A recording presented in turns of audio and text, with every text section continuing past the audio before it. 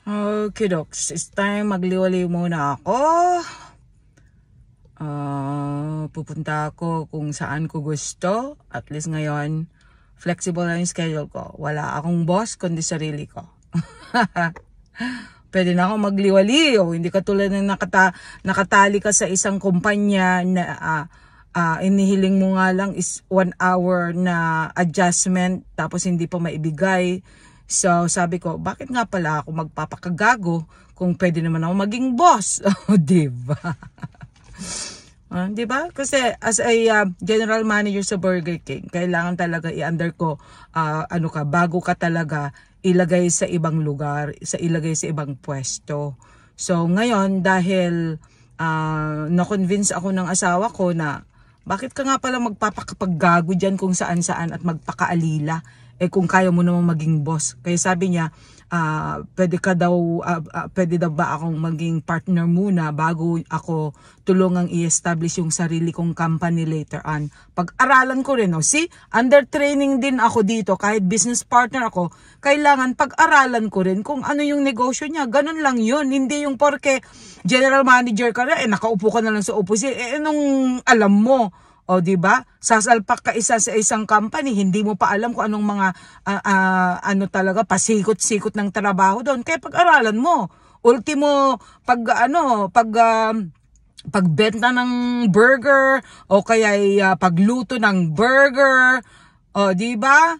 Kung kinakailang i-map mo yung floor, mag-bus tables, tingnan mo kung marumi yung CR kasi kung sakali man na talagang lahat ay busy, tapos nakita mo na may dumi o kaya merong kailangan ayusin sa CR, alangan naman na bigla ka na lang aalis at hindi mo na lang bigyan ng pansin yun and hindi mo at least kahit papano lilinisin or whatever. Kasi oras na may mga customers nakita nila na ang washroom ay talagang madumi o hindi maayos, sinong sisisihin? General manager.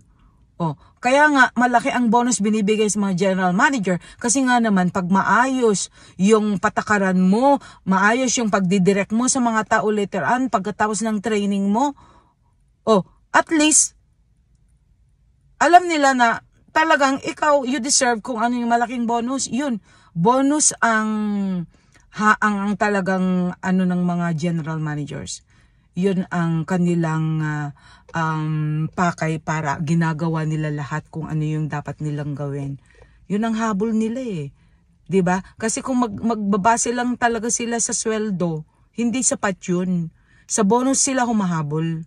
Para at least kahit papano, kung maganda yung performance at malaki yung kita ng company, ng location na yon, doon ka talaga magkaroon ng bonus. Asay man nagsasabi na, bakit general manager? Di ba sinabi ko, general manager ang pinakamalaking posisyon sa isang lugar.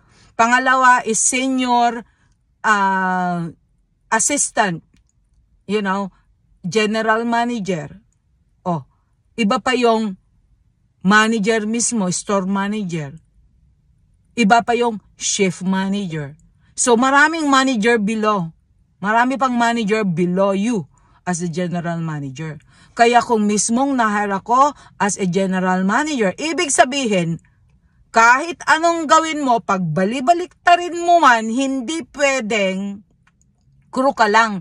Kahit sa training, ginagawa mo lahat ang gawain ng crew, sa kitchen, cashier, or whatever. Pero general manager ka pa rin. Kasi yun ang in-applyan at iyon ang hinar nila sa'yo. I-undergo training ka lang. Bago ka ilipat. Kasi pag bigla ka na lang inilagay sa isang lokasyon at wala kang kaalam-alam kung ano yung mga pasikot-sikot sa business ng Burger King, ano ka, nga? Kaya dadaan ka muna sa training. Kahit nga yung mga crew, dadaan muna sa training para alam nila kung paano magluto mismo ng kanilang mga Burger King. Kahit habang buhay kang nagbebenta o kaya ay nagluluto ng burger sa ibang lugar. Pero iba pa rin ang patakaran kung paano yung maayos na paraan para magluto ng burger sa Burger King. Diba? Kayo mga tanga, alam nyo, sa totoo lang, sa kabubuhan nyo, dito talaga nakikita yung kabubuhan nyo Diba? Ayaw ko na sanang patulan, kaya lang mas maganda yung sabihin ko sa inyo para at least matuto kayo. O, di ba? Magsumikap na lang kayo para matuto kayo katulad ko. Sa pagsusumikap ko, na-achieve ko kung anong gusto kong mga posisyon. Through experience. Hindi mo na kailangan magkaroon pa talaga ng malaking edukasyon o whatever. Dahil dito, experience, doon sila nagbabase. At sa dinami-dami na napagtrabahuan ko, doon na sila nagbase na marami na akong experience. Kahit palipat-lipat ako, kahit saang anggulo nyo ako dalhin, pwede na ako kasi lahat, kinaya ko na lahat eh. Trinabaho ko na lahat ng mga posisyon. Ultipong pag-waitress sa Cafe Moda, trinabaho ko na rin yun. O, pagka-cashier, trinabaho ko na rin yun. Kaya, bilang general manager, you should be able to do everything kahit pagmamap ng floor. Tuturan nila lahat kung anong klaseng broom ang gagamitin, kung ano yung kulay ng broom ang gagamitin. Lahat ng mga yun. Pag-aralan mo lang talaga yun. Para pagganap ng okay ka na, pwede ka nang i-transfer. O, di ba? O, ngayon, dahil naisip ko ba't nga palang magpapaalila? Ayun, kaya hindi ko agad in-announce sa inyo na mas maganda yung nilipatan ko. Diba? Niligaw ko muna kayo para at least hindi nyo naiisipin na nandun pa ako. Kaya kung nga sinabihin sila, wag nyo nang sabihin ko nasaan ako. Ibig sabihin, para manatili na lang close. Pero dahil kayo naman mapilit, di sinabi ko ng totoo. Sinabi ko na nandun ako, mas masarap na yung buhay ko, partner na ako ng business ng asawa ko, gold mining business, wholesaler ngayon yung ko. Di ba? Di ba? Kaya, kayo, ayoko sanang magyabang eh. Kaya sinabi ko na lang na, sabihin nyo na lang na wala na ako dito. Sabihin nyo na lang ako nag-transfer ako sa ibang location. Kasi ayoko na sana magyabang. Pero napilitan ko. Di nagyabang ulit ako.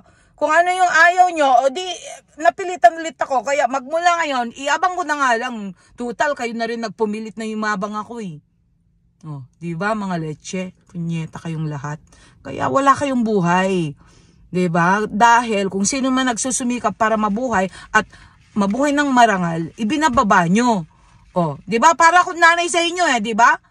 Pag inaano nyo nanay nyo, di ba magagalit din? Nanay nga ang tawag nyo sa akin. Pagkatapos mamayat may, ako tuturuan nyo, punyeta kayo. Bago nyo ako turuan, pakita nyo muna na kayo ay successful.